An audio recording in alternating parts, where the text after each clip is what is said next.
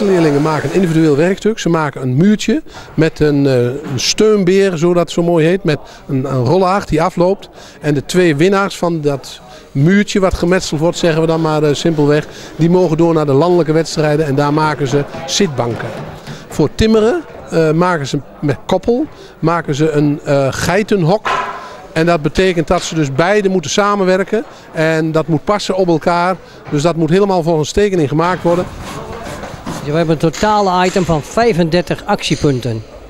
En dat heeft zowel met het vak te maken, maar ook met gedragingen en hoe ze zich manifesteren, kledij en het hanteren van het gereedschap. Maar uiteindelijk het resultaat van het werkstuk is het allerbelangrijkste.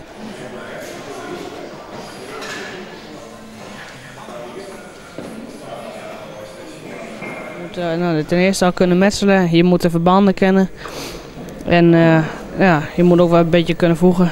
Ik heb net een foutje gemaakt, daar ben ik wel een beetje teleurgesteld in.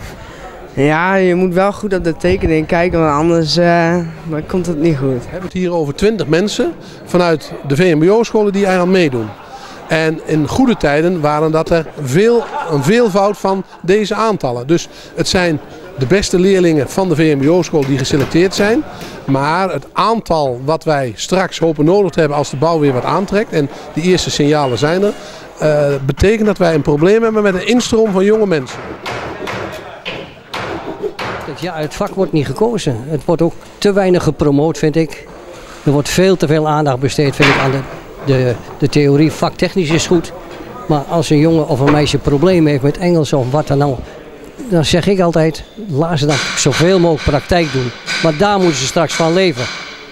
En er wordt wel steeds meer aandacht aan besteed, moet ik zeggen. Dus met name mensen die een gemotiveerde beroepsopleiding willen volgen, roepen we op van nou, kom hier, probeer het uit. Kijk of je het leuk vindt, want je moet je hele leven werken.